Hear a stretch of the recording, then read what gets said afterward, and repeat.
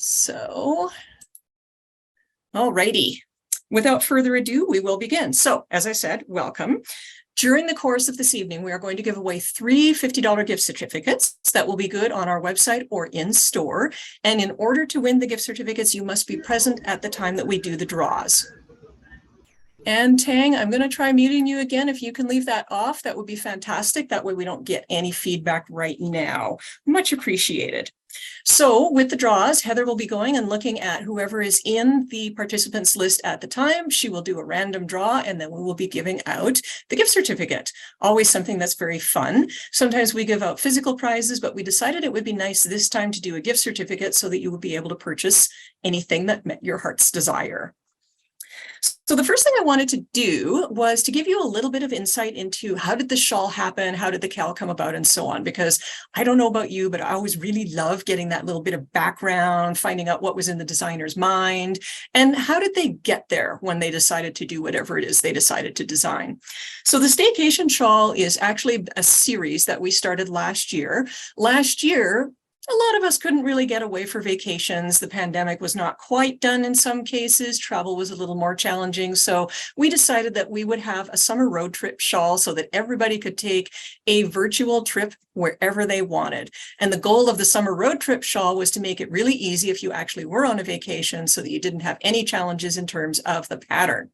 This year, some of us have already been on vacations and we would like a little bit more of a challenge. So the Staycation shawl is all about, sorry, I'm just hitting one little X here on my screen. It's all about staying home and having a great time in your own backyard or a friend's garden, or possibly somewhere like where we went last weekend, the Inglewood Community Garden. So somewhere fun that involves a garden. So that's what the Staycation is about for me. A staycation for me is being able to go on the patio with a nice glass of iced tea, maybe taking Miss Shasta out on her leash to pretend to hunt the mouses, but really to snooze in the grass, and to be able to do some lovely knitting that isn't too challenging, but that will keep me a little more occupied than if I was in a car or a hotel or something like that.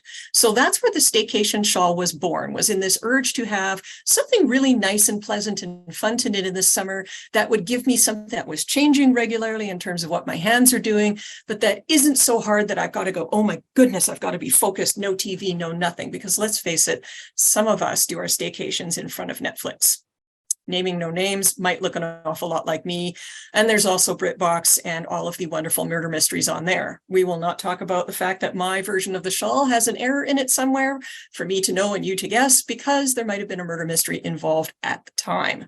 However, the great thing about this shawl is it's super forgiving. So even if you make a boo-boo, no one's ever going to know. And not one of you has spotted it. Anybody who's seen it in person, I have revealed it to a few people, but this one is not so challenging that it's going to be a problem if some little thing creeps in. So when I went and decided to do the shawl, I'm thinking gardens. And so I'm thinking, well, wildflower gardens, because I love wildflower gardens, but I was also thinking more formal gardens because some of us enjoy those. So the shawl is a mix of the wildflower areas in my yard, and then the more formal beds, which might be a little wild and crazy these days, but that's the idea, is to take you on a trip through a garden. So you've got leaves from the trees that are above you. Anne says she can't hear anything. So you'll want to activate your audio. So you might want to drop out of the meeting and rejoin it. And when you do, it's going to ask you how you want to do your audio. And that will be when you'll say computer audio, or if you're using a phone for the audio, you'll want to turn on the phone audio. So hopefully that's going to work for you. That's the easiest way that I find to do it, is to exit the meeting and then come back in. The waiting room is removed, so you can do that without having to worry about, is somebody going to let me in? So that's just monitoring the chat and going from there. So one of the fun things about doing a shawl like this is that you go through and you're like, okay, I want leaves from the trees. So we have eyelet lace leaves. I want texture for my paths and my patio. And, you know, sometimes I have in my yard, there's some brick paths and then there's also some gravel paths. So I wanted something to represent that. I want something to represent the wildflower portion of the yard, but then I also wanted something that would represent the flower beds that were a little more organized and orderly. So to do that, what one does as a designer is you go through and you choose the stitch patterns that you think are going to represent the ideas in the shawl. And then, I hate to say it, comes the math. And ooh, baby, there was a lot of math in this one because I had some really strong opinions on what I wanted to put in here. And that meant that I had to figure out the flow that would go from the narrow point of the shawl to the wide point of the shawl and make sure that it made sense in terms of both looks and balance, and that the math would all work out. So I will say that as a person who pretends she doesn't like math, but apparently really does, this was a blast to design because I had to do a lot of puzzling as to where things would go on our trip through a garden. So that's how that worked out in terms of how I came up with the idea, where it came from, and why you have those different stitch patterns. Some of them are stitch patterns that are super fun to knit. So I will admit that I absolutely love mosaic stitch and all the interesting things that you can do with it. Some of them are just nice, simple texture stitches. So it's kind of fun to play with knits and purls and see what you can get there. And then for those who want to be a little adventurous, we have some baubles. I will say, before I forget, if you don't like baubles and you get to the tulips and you don't want to make baubles, just don't. Just knit the one stitch that the bauble's made on and leave it out. And the shawl that we have here on the other camera, let me just find that for you. I will put the spotlight on that. Okay. It's always fun every time that they do an update. They move all the controls around. So I'm just going to replace my spotlight. So this shawl here was knit by our wonderful Heather, and she decided she didn't want to have baubles on the shawl. So you can see she just left them out and just knit those stitches, and it looks absolutely fabulous. Something that you could do if you don't want baubles, but you want something fun on the points of that part of the shawl, is you can just put some beads there or some nice antique buttons. Anything you want, just to, give you a little pop of color on there. But I did want to make sure that I mentioned before I forgot that if you don't like being adventurous with a bauble, you do not have to make them. So I had fun with them, and they're a little bit of an in-joke as well, because I have a friend who absolutely despises baubles. And so, of course, since then, I will throw them into designs periodically to get her to laugh. So that is one of the reasons why there are baubles in the shawl. So now the other thing I wanted to talk about is that some people will, of course, have a huge amount of stash and won't have purchased a kit, and they might be figuring out their own colors, or they might be substituting into a kit, or what have you. So I just wanted to give you a little bit of a talk about the colors on the shawl. If you go and you look at the materials in the pattern, you'll see that there's something actually in brackets after each one of the contrast colors. So for example, in the one that was the main shawl, contrast color 1, Maria Sabina's Healing Recipe is the color. And I noted in the brackets after that it's a darker speckle. And so I also noted that the next one is a lighter speckle. Then you have semi-solids, dark, medium, and light. And that's there to help you kind of plan to have enough contrast between your contrast colors. So what do I mean by contrast? And I mean, in this case, light and dark. So if you're trying to do something that has mosaic or slip stitches, and the colors are very much the same in terms of are they light or dark, then you won't be able to see the pattern very easily. So if you're substituting mini skeins, this will give you an idea. Oh, I really don't like that pink in there. Oh my goodness, no, I cannot abide pink. So if you're going to swap the pink out, then you can look for a color. And in the pink it says, which is clematis, by the way, it's a medium color. So you just pick a color that's medium in intensity, and then it'll work in the shawl. It doesn't matter what any of the colors are on the mini skeins. You can do anything that your heart desires, but you do just want to make sure that you have a bit of contrast there so that you can work each section of the shawl and clearly see the type of flower bed that's represented there. So you can choose your own colors. What you want to make sure is that you have a relatively light main color or a really dark main color, and then your contrast colors will all work out. So I know that we had one person who has decided to do amethyst as their main color for the shawl, and amethyst is a dark purple. So having that contrast there means that that's going to work superbly with her set of mini skeins there. So that's just something if you are doing your own colors, choosing them, or if you're doing some substituting, that I wanted to point out that I've just put that little bit of help in the shawl, in the pattern on page 2, so that you can get an idea of what you need there. The other thing that you can always do if you're not 100% certain about your color choices is take a photo of them and just put it into black and white. And if you've got a little bit of difference between the colors in black and white, you're good to go, because again, you've got some contrast there.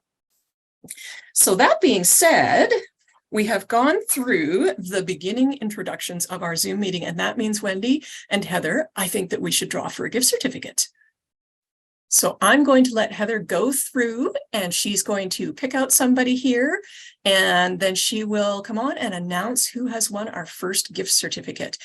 In the meantime, does anybody have any questions in regards to the colors or the design process that we talked about here?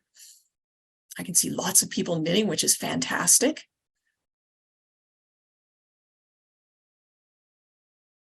No questions, which means I've done my job. That is excellent.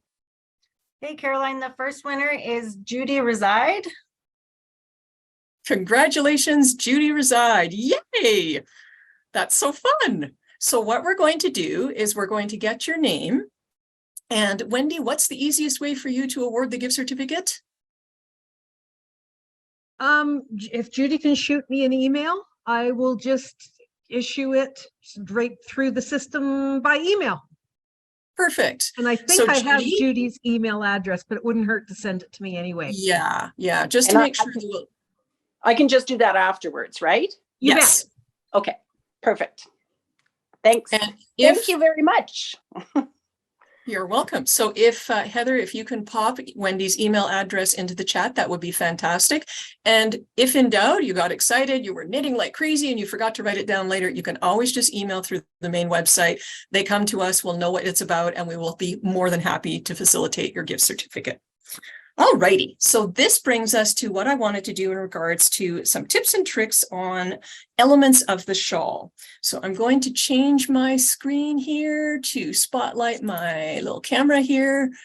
And hopefully my stand doesn't do anything evil to me while we're doing this, because it's a great stand. It's all perfect. You can put things at different heights. And the moment that I set up tonight, the stand suddenly fell apart. So I'm like, don't touch the camera. So if it suddenly falls down, that's what happened. And then we'll figure something out on the fly here. Anyway, in the shawl, obviously, you've all been able to start casting on, hopefully, and we start off with our texture stitch.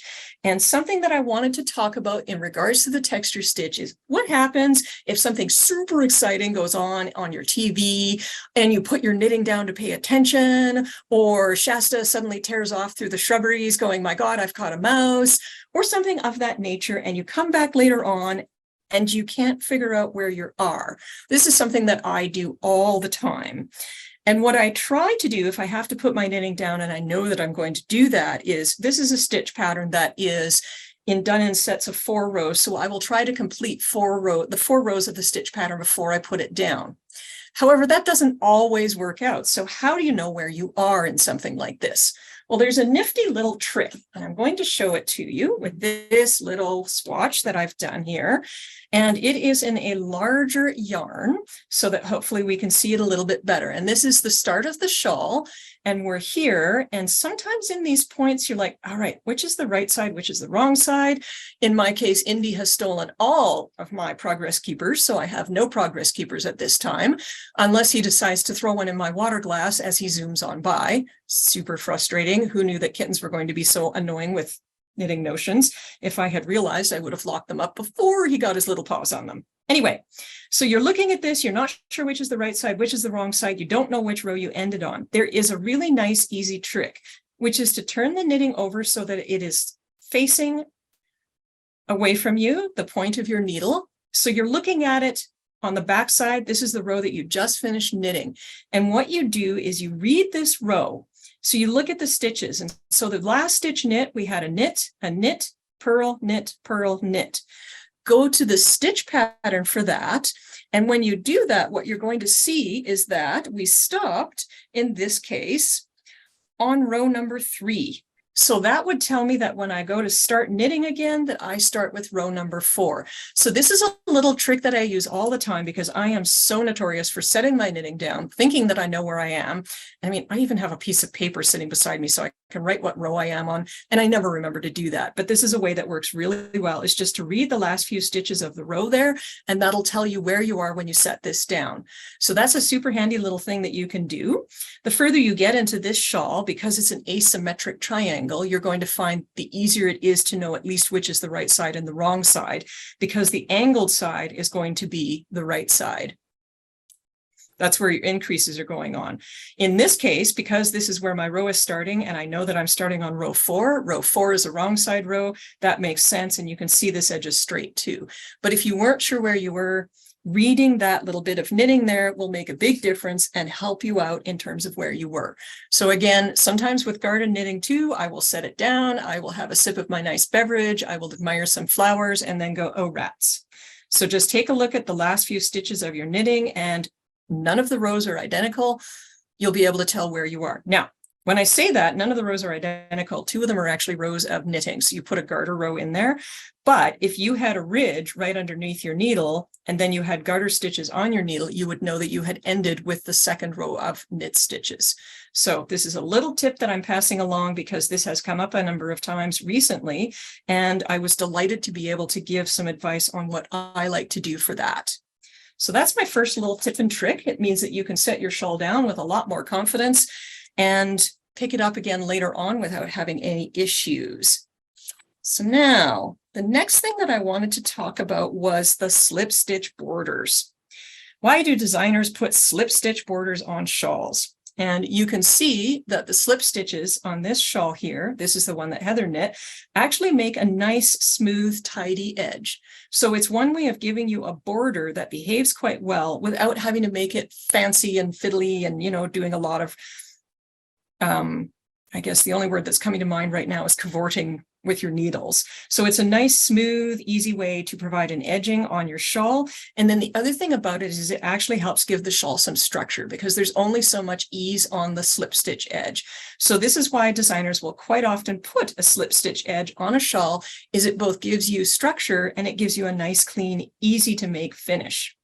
The problem is that sometimes with a slip stitch edge, you don't know whether you're supposed to slip that first stitch with the yarn in front of your needle or with the yarn in back of your needle. And again, this has come up a fair amount lately. And so I thought I'm going to give you some insight into how you'll always know what to do.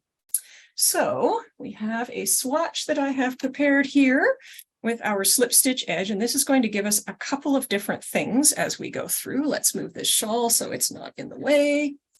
So when we're going through and we're making our slip stitch, the last stitch that you knit before you go to slip the edge stitch is going to tell you whether your yarn is going to be held in front or behind. If you made a knit stitch as the last stitch on your needle, then you're going to slip the stitch with the yarn in the front. If you slip the stitch with the yarn in the back, what'll happen is it'll cross over, and then it gives you that lump that sometimes we get on those slip stitch edges, and we don't know why, but we don't like the look of it. And you can drop a slip stitch edge down, but I will tell you that it is fraught with despair if the cat comes and jumps on you. So it's something you would want to do very carefully. So if the last stitch was knit, then you slip the stitch with the yarn in front. If the last stitch was purled, then you slip the stitch with the yarn in the back.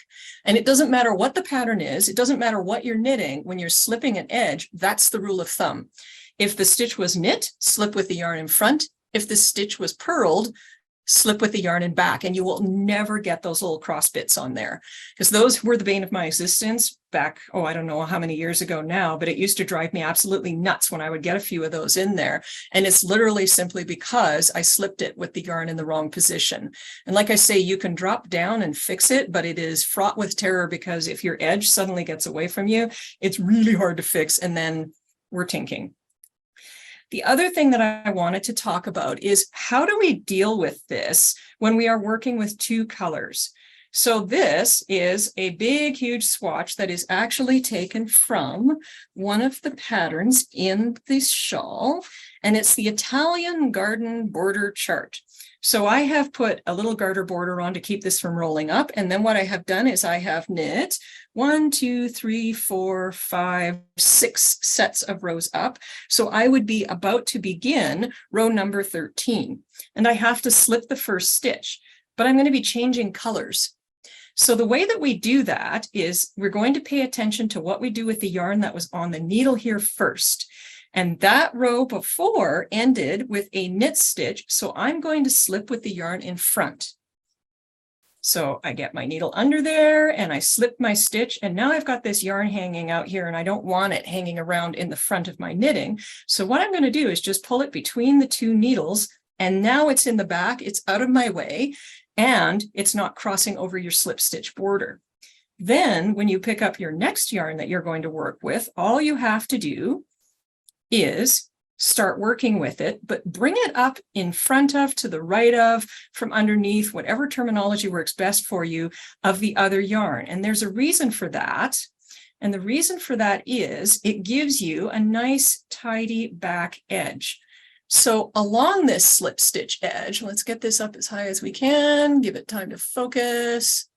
You don't see any of the carried yarns. And the reason why is that wrapping them around each other will tuck them right up against that slip stitch edge, and you're never going to see them later on. So it makes it very tidy and nice.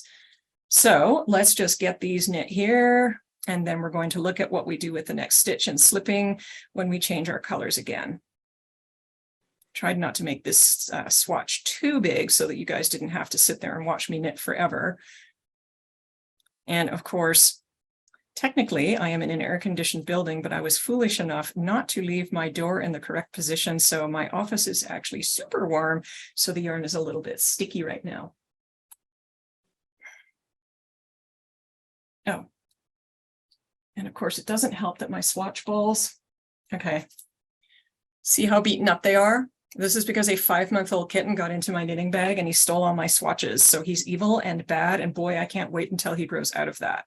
I actually was contemplating doing the Zoom from my house where you guys would be able to see Indie Zoom Bomb, but then I realized that he was going to be so disruptive that that was going to actually work against us. So we've gotten to the edge here, and then when we turn our work, we have to figure out what we do. Now, the chart here does tell you what you're supposed to do with the slip stitch, which way you're supposed to slip it. But again, not all patterns will. So we know that the last stitch that we worked was a knit stitch, so we're going to slip that stitch with the yarn in front. And then we're going to purl. And this is another little tip that I wanted to give you, is that when you go to purl, sometimes what will happen is that your yarn gets pulled real tight, and this is going to pull that edge in so that it's really tight, and it's going to actually cause your shawl to warp a little bit. So what you want to do is, once you've made that second stitch, just give the first one a little tug to make it a bit loose, and then your shawl border isn't going to pull in on that side. So this is something that I see all the time with the shawl borders pulling in if they're slipped, if there's a purl stitch in the next row. And again, it'll have something to do with how you're working the stitches. I'm actually flick knitting right now. It's sort of with my purling, it's a hybrid of flick knitting and throwing too, because I'm using big needles and my hands are sticky. Anyway, we're coming along, we're doing our purling, and we are getting to the end of the row. We have yarn in the way. And there's another thing to point out here, which is that this edge stitch in the other color could potentially be very large and loose. So you're going to do, you're working the stitch, and then just take that yarn and give it a little tug to pull it down to a normal size. Now this stitch was last slipped, so, or last purled rather. So that means when we change colors to our purple yarn, we're actually going to slip the stitch with the yarn in back, and then the yarn can't cross over.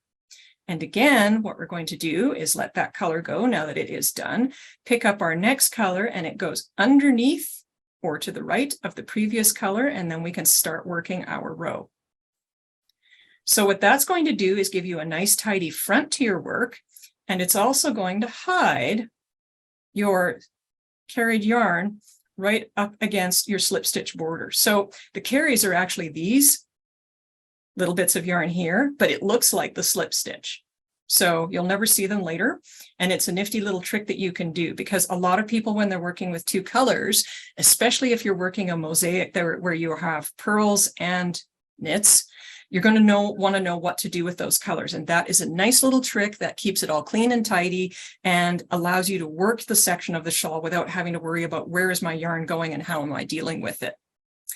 Always remember too that, you know, if the edge stitch is too big, that you can tighten it up a little bit, but go back and have a look at it too and make sure you didn't tighten it too much. And if you're one stitch in and you've tightened it too much, you can always undo that stitch, loosen your edge stitch a bit, and then go on and work the rest of the row. So do we have any questions about that?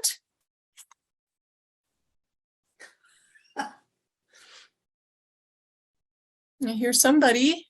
Yes, I have a question.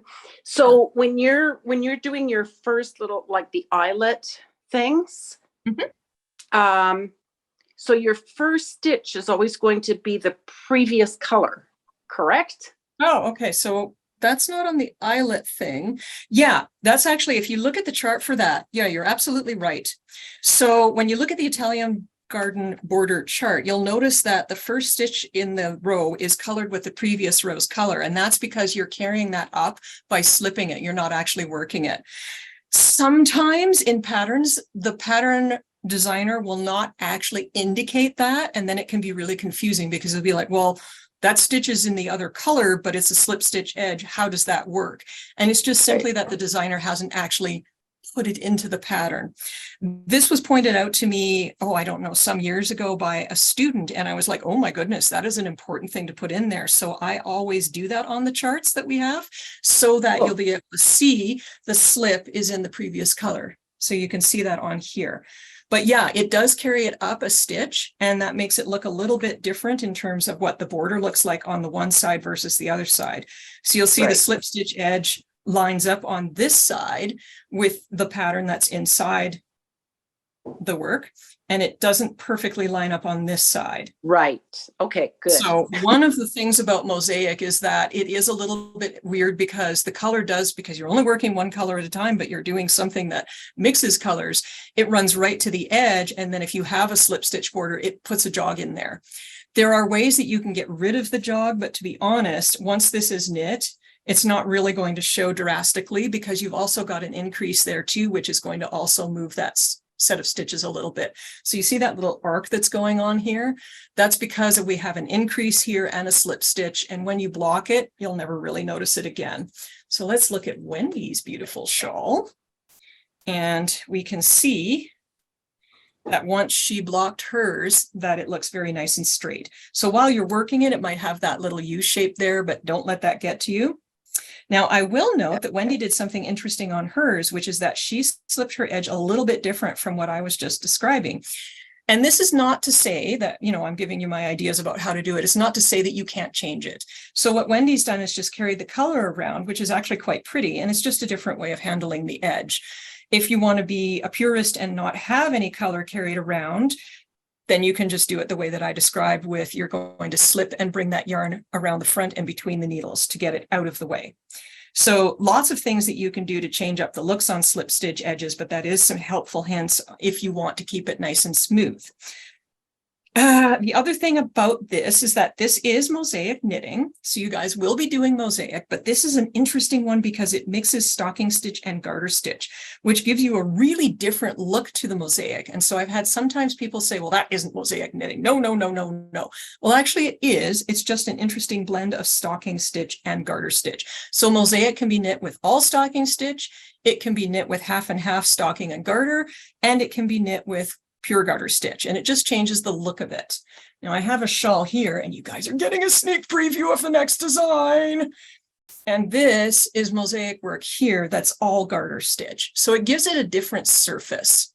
So the reason why I chose to do this, the mix of stocking stitch and garter stitch, is because these are the paths and borders in your fancy Italian garden border. If you look at Italian gardens, they like to have them all in raised box beds with pretty patterns of plants within the box bed. So that's your borders around the box beds, and these are your flowers within them. So that gave me a little bit of a way to give texture and have some fun and imitate an Italian border with the texture in your shawl. Whoops. Miss Caroline, can you go back and just demonstrate very slowly how to do the slip stitch? Someone's asked for that again. Absolutely. Thank you. Okay. Yeah, and the other thing is too, it's always important to ask to see something again, because it's really interesting how someone will tell you what they're doing, but it doesn't really help until you see it in action. So on this particular row here, and I'm going to get this up as close as I can to the camera, our last stitch was purled on the previous row. So I'm going to slip it with the yarn in the back. And you can see that the yarn isn't crossing over my row of slip stitches. I don't know why the lighting is being a little bit of a rascal here, because earlier when I tested this, it was perfect. Now, if I slipped it with the yarn in the front, what would happen is that the yarn would cross over and we would have a lump here. Let's see if I can get that to show. Do you see the lump there? Just hold it for a moment. What I'll do is I'll knit these rows again and then come back to the light color so that we can see it with the light color as well. So anyway, it was a purl stitch. We slip it with the yarn in back, and then we're going to pick up the next color underneath to the outside edge on the right. And then what that does is it catches the previous color into the knitting and just tucks that along the side of the knitting so that you do not end up with a messy edge. And again, if that stitch is really loose, you can just give it a tiny bit of a tug and that will help. So I'm just going to plain knit this. I'm just going to make a plain garter row here so that we can go back and do the edge again and change to the other color. Goodness, these are very tangled. Here I thought I had them all perfectly laid out. Okay. It's always exciting watching somebody knit. Although actually I find it very soothing. Could have planned this better when I picked the yarn for my swatches. Also, thought the brown would show better than it does. Oh well. Okay, so we're coming to the edge here. Yarn is sticking to me everywhere. And my last stitch was a knit. So when I go to slip the stitch on this side, knit equals slip with yarn in front. So I leave the yarn in front of the stitch and then I can move it to the working position for the garter. Yeah, it looks gray and white. It's actually sort of an eggplant, pale eggplant and brown, but like I say, for some reason tonight, the camera is picking things up differently than it did during the day, even though there is no sunlight involved at either time. So I do apologize for that for anyone that's having trouble seeing it. I'm going to lift this up and I'm going to try putting a white piece underneath it when we get to the edge here and see if we can't see it a little more clearly. Whoops. So I didn't work the pattern here of mosaic, but I have done it in garter so that we would be set up exactly as we would be if we had worked one of the pattern rows properly. So again, when I get to the edge here, this can get really big and loose. You can work the stitch and then just gently pull it in. So now let me put something white underneath and see if we can't get this camera to behave a little better in terms of being able to see it clearly. Let's see if that's going to make it behave better. I think we have a little bit better contrast there. So now we're going to change colors and we have knit the last stitch as a knit, which means that we're going to slip that with the yarn in front. So this is the old color. We slip the stitch and we do it purlwise. So purlwise means as if to purl. Sometimes they'll tell you to slip a stitch knitwise, and if you were slipping a stitch knitwise, you would slip it as if you were going to knit it. Normally, and it's done purlwise, and if there's nothing in your pattern to tell you, then it's always purlwise. So now we have this yarn hanging out front, so we're just going to take it to the back between the needles, and then we can pick up our second color and start working with it. Now, when I do that, I'm going to want to take a look at this edge stitch, and if it's really big and loose, then I can just pull it in gently. I've picked it up to the right, brought it from underneath of the old color, because again, that tucks things in nicely. And then I can work my edge stitch. So I'm just going to make this actually a really short turn here, so we're going to do this again. Now, again, if you are slipping a stitch edge and you are going to move to purling, what I like to do is to give that edge stitch just a little bit of slack. If it got pulled up tight, I'll stop and give it a little bit of a yank so that it's just sitting a little bit loosely on the needle, and then the edge of your shawl isn't pulled in. So that's a little trick that I like to do to keep my shawl edges with a little bit of elasticity. Last stitch here is getting purled. And then you see how this is big and floppy. I can just tighten that up a little bit with a nice little tug. Now we have our turn. And our last stitch was a purl, so we are going to slip with the yarn in back. The yarn is out of my way because it's already at the back. I'll pick up the second color and I'll bring it underneath and around from the front and start working my next stitch.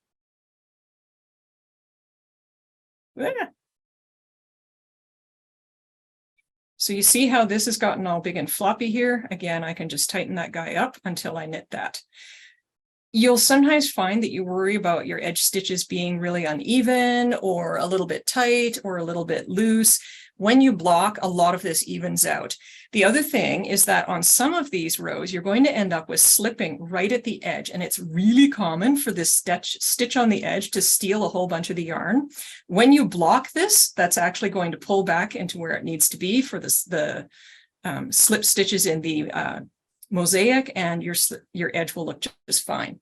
So it might behave badly on you for a little bit, but it will come around when you go to block it. So don't worry about this when you get one of these and it does that to you, because it'll pull in when you block it. So where is that in that chart? I'm just going to show you, because that way you know what you're looking at there. So in the chart here, you'll see that some of these are slipped right up at the edge. There's a couple of places, and like I say, don't worry about those. When you block it, they will go back to the way they should be if they've pulled out big and loose on the edge of the shawl. It always behaves. I've done this many times and it will just work nicely. So are there any questions? Would you like me to repeat that again? Happy to knit more at you if you would prefer. And I can also do a little bit of slipping on the gold so that we can see it a bit better.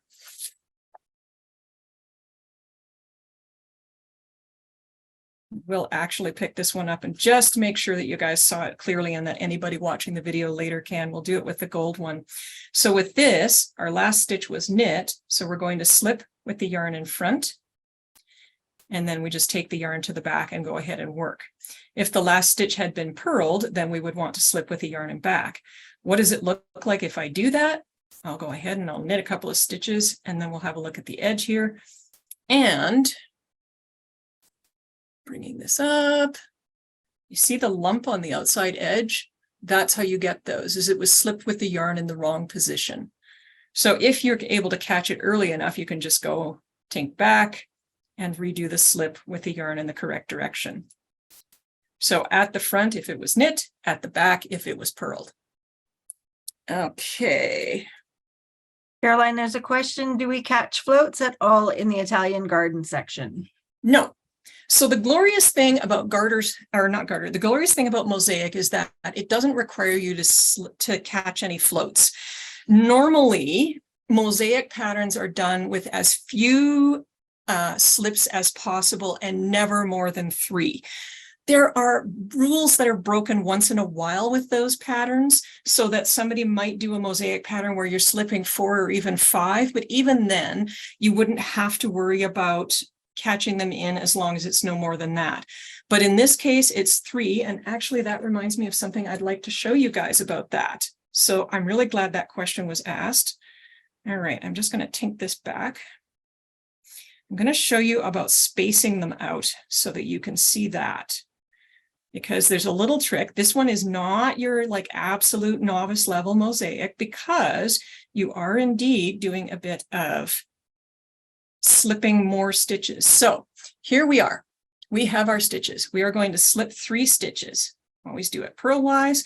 And then what I do is I give it a little tug so that my stitches are just a little spread out. And I don't push them down on my needle when I go to knit the next stitch. And then that gives you a float. Now, what you want in your float is, you see that little bulge out in the back? You want your float to do that before it's blocked. So in this case, this float is forming almost like a little smiley face on the back of the work. So if you have a little smiley face, then you have a little bit of slack. And when you go to block your work, then you're not going to have it pull in.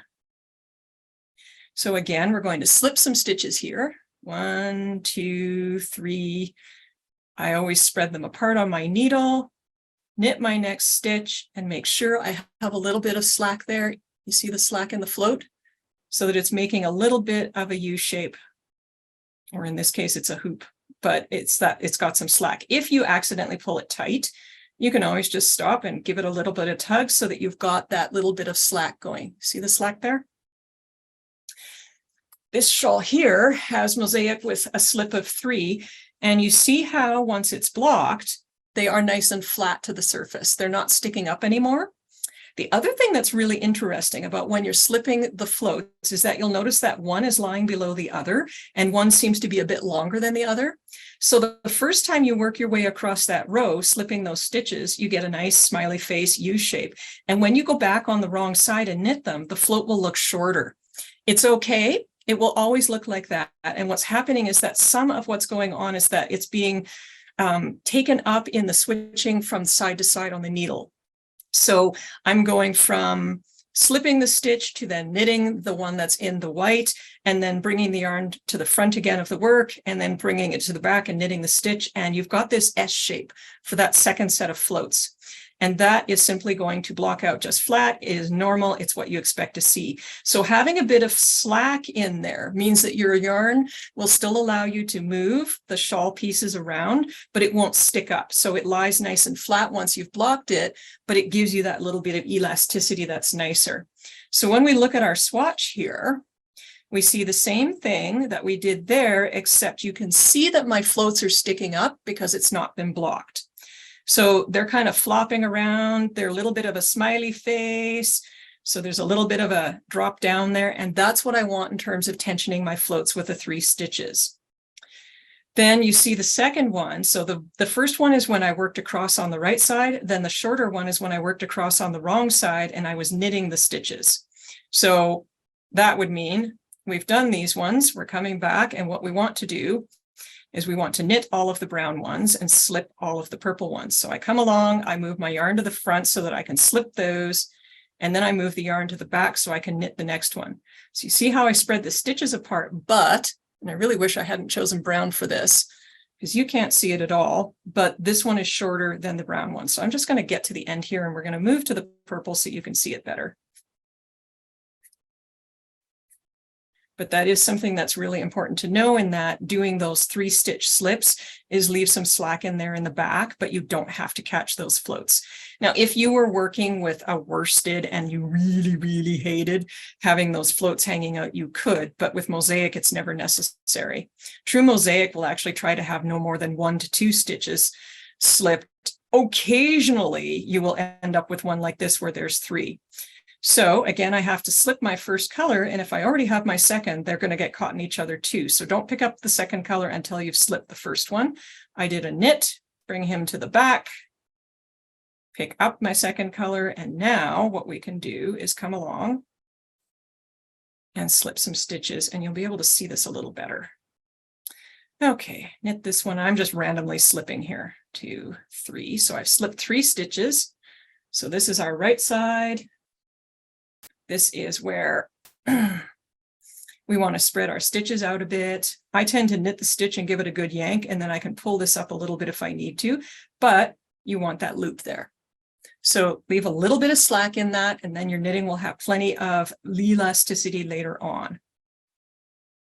Miss Caroline, we did another draw, and our next winner is Valera Pate.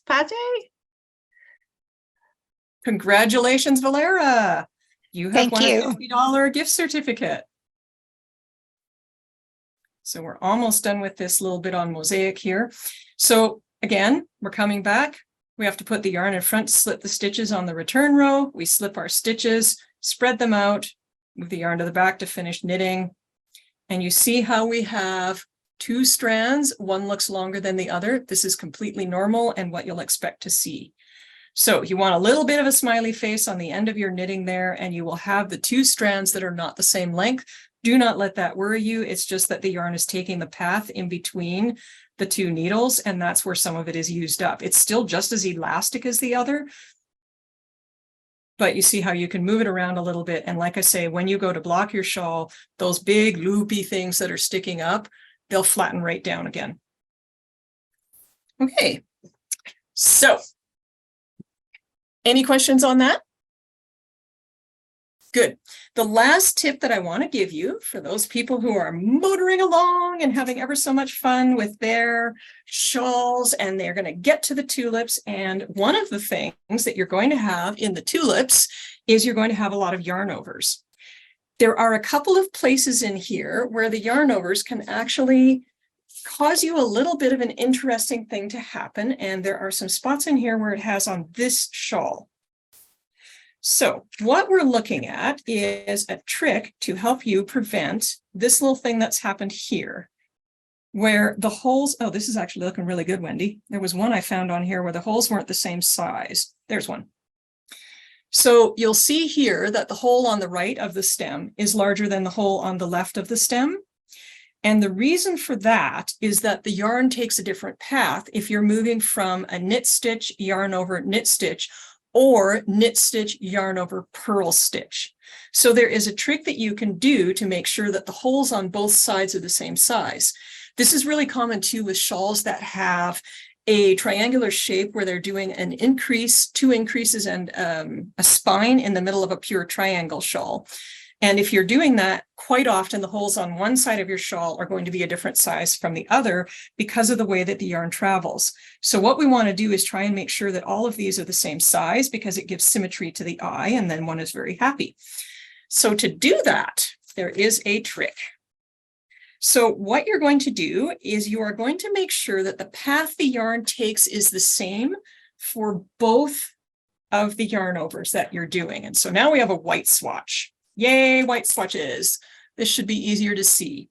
So I have knit a small portion here of the tulip chart, and you can see that my yarn overs are giving me holes that are the same size. Hopefully you can see that. So when the yarn is traveling over the needle, what you want is for it to take a path that gives you the same amount of yarn, whether you're coming over the needle like that or over the needle like that. It has to be symmetrical for each one of the yarn overs that you're working. So I am now at a point where I can work one of these rows, and this one that I have the highlight on, which is row number 13, is one of the places where you might have a little bit of trouble with the yarn overs matching each other. And then you might have a little bit at the start there. So this is where paying attention to the path that the yarn over is taking is really helpful. So let's get to where we need to go to do this pair of yarn overs. Again, you get to watch me knit. Very exciting.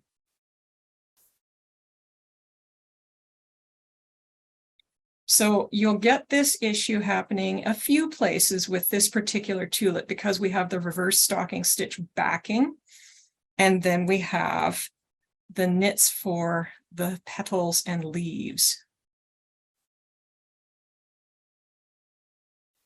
Let's count where I am. 2, 4, 6. Okay, good. 1, 2, 3, 5, 6, 7. So I have on row 13, knit my 7 knit stitches, then I do my knit 2 together, then I have a yarn over and a purl stitch.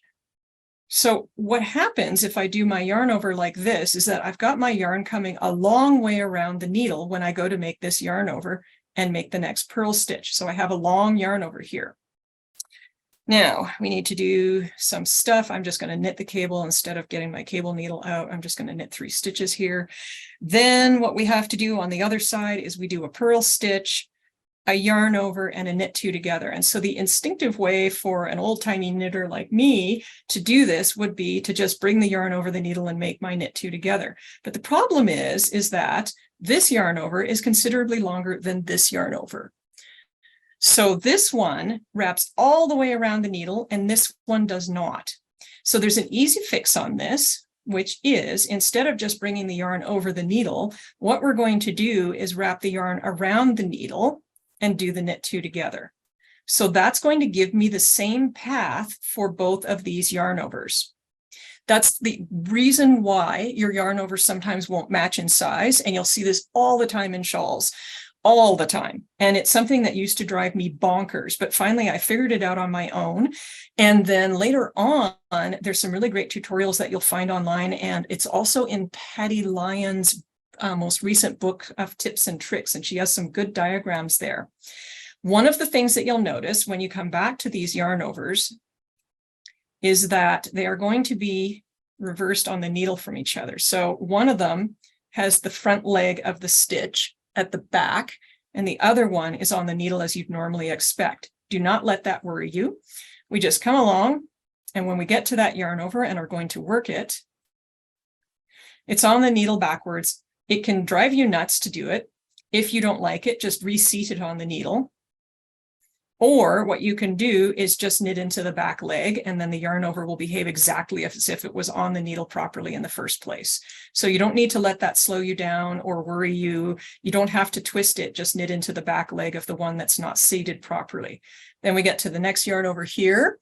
This one is sitting normally on the needle, so we just knit it as normal. So does that make sense? Is anybody wanting to see that again? Because I'm more than happy to do that again.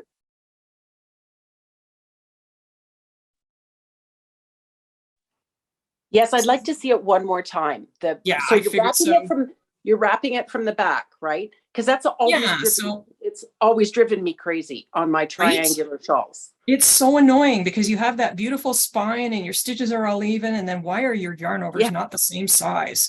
And like I say, it is 100% all about the yarn path. And this is actually the same terminology, which I'm fascinated by, that Patty Lyons uses.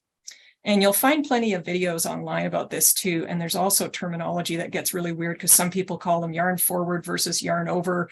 And then there you get into the situation where the Brits just call a yarn over a yarn forward anyway, and it all goes downhill from there in terms of confusion. But really in the end, I think of it as what path is the yarn taking? So what I'm doing is just tinking back so we can knit that same row again. Come on, you. I tells you, I'm just a rascal.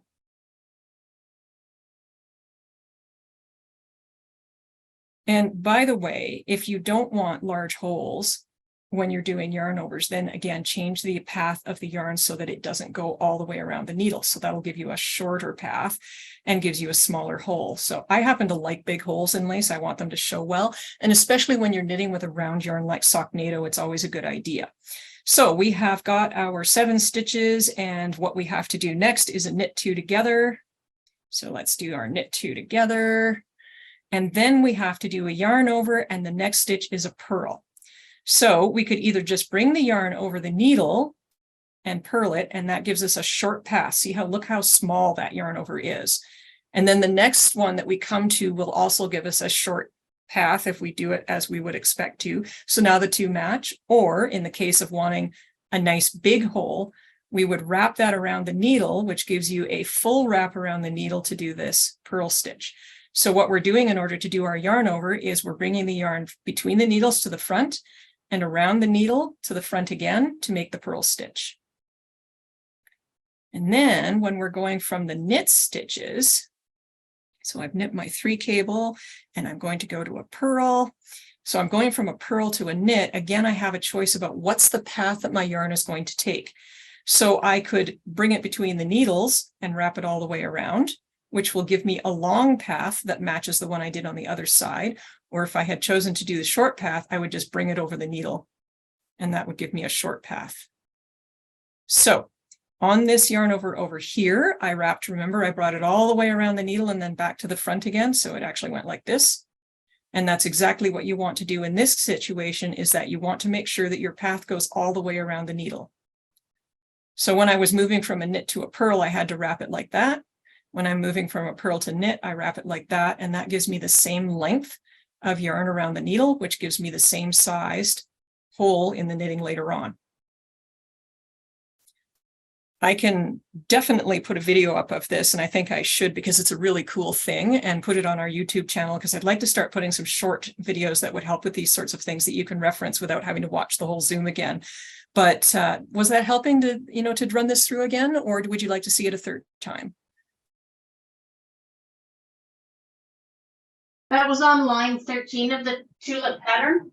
Yeah, so I was just working to the center of the tulip there, because you have where you go from a knit 2 together, yarn over, purl stitch, and then you have the cable where the last stitch is a knit, then you go to a purl, yarn over, SSK. So you're going in one case from a knit to a purl, and in the other case, a purl to a knit. So this is a case where the normal way that one might choose to work the yarn overs in terms of just get that yarn over the needle is going to betray you, because, okay, I have my purl stitch, and then When I was knitting for the first, I don't know how many decades, I would just do that for my yarn over when I went from the purl to the knit, but it gives me a shorter wrap around the needle and then my two holes won't match.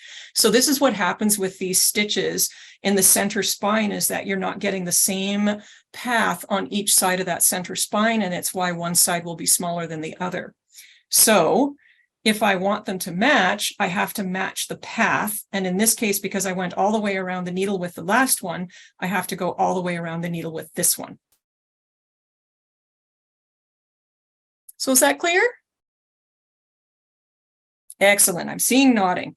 There's not a ton of that in this chart, but you'll also notice that up here, you've got some of that again too. So up in the petals where they're forming, where you have the single purl stitch, you're going to want to watch how you're handling the yarn overs on each side of it in order to keep them symmetrical. So just watch that yarn path and do a little bit of thinking about that. I will be more than happy to review this in the next Zoom, because not everybody's going to get there in between now and then. But you can see on this shawl where Heather's knit, let's try and get this underneath here. So Heather has balanced the yarn over so that the two holes are the same size here. And that's by controlling the path of the yarn. But you see here, they're a little bit smaller than they are on this side. And this is where changing the path of the yarn in that section would have made the yarn overs just that little bit longer, and they would have been a little bit more symmetrical.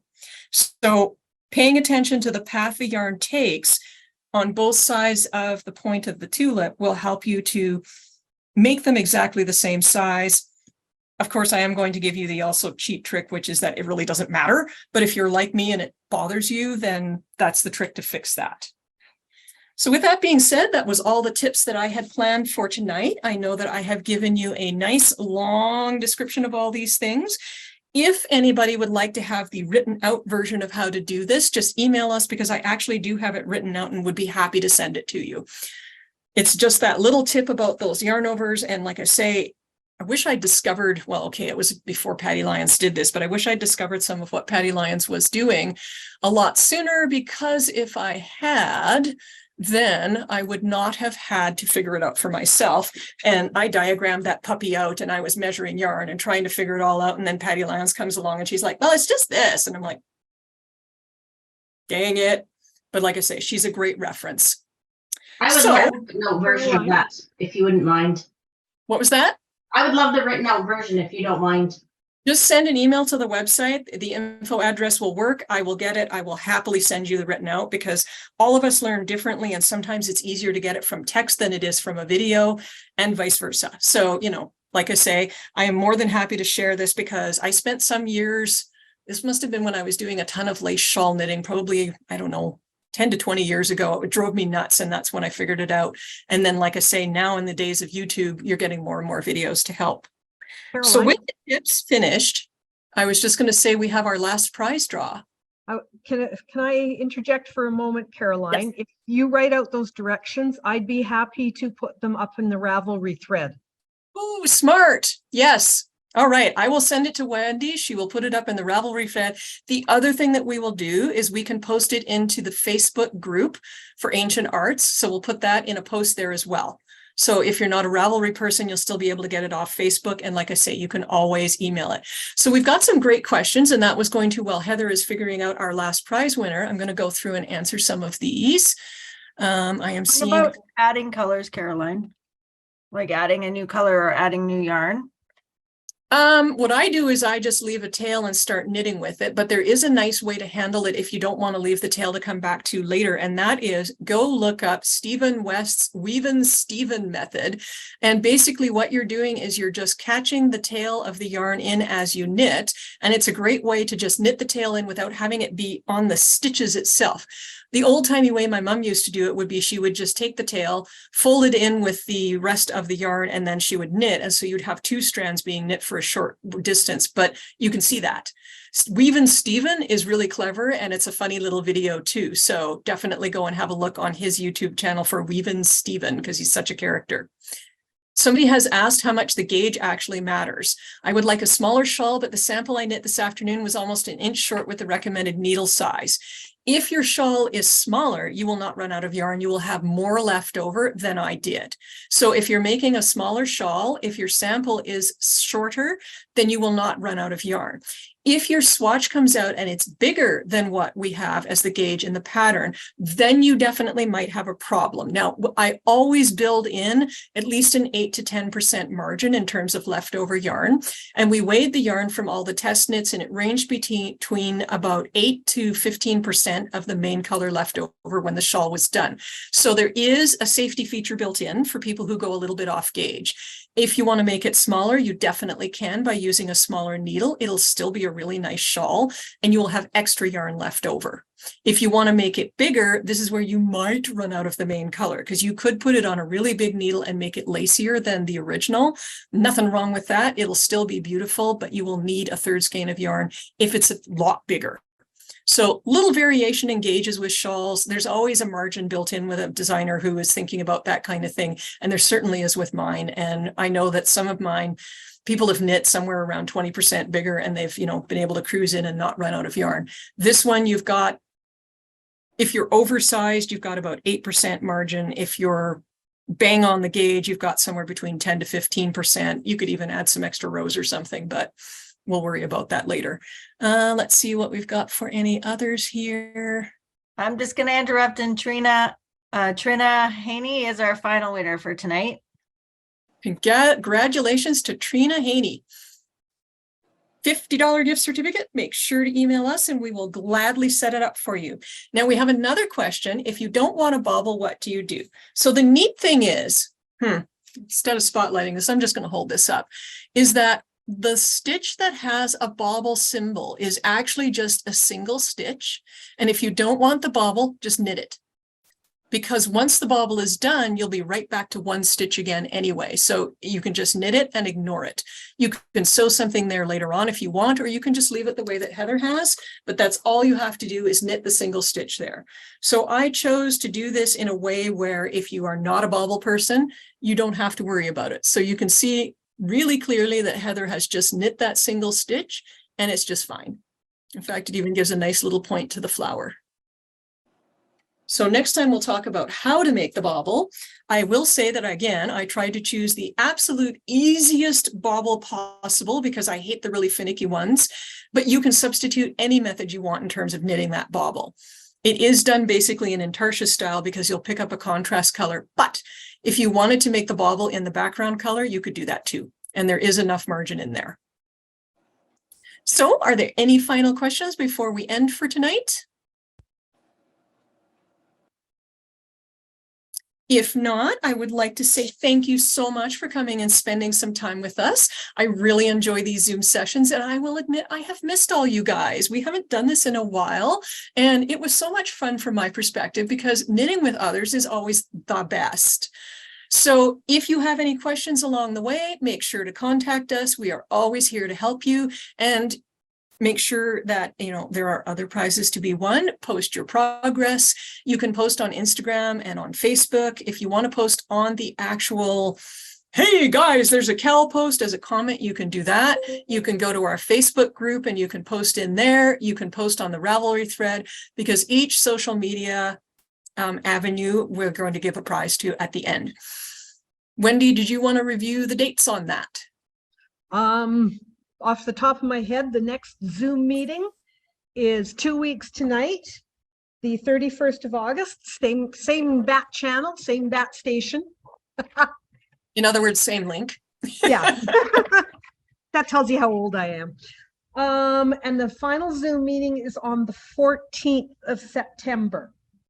The last day to enter for prizes is the 17th of September. You don't have to have a finished project. Just post a picture of your WIP and we'll pick from everybody's postings. We will announce the grand prize winners on the Tuesday, September 19th. Perfect. And we will give away more gift certificates in future Zooms because, like I say, I love giving presents and it makes me very happy. So without further ado at this point, I release you to your staycation knitting. Have a wonderful evening, everyone, and enjoy the shawl. Bye-bye. Good night, everybody. Good night.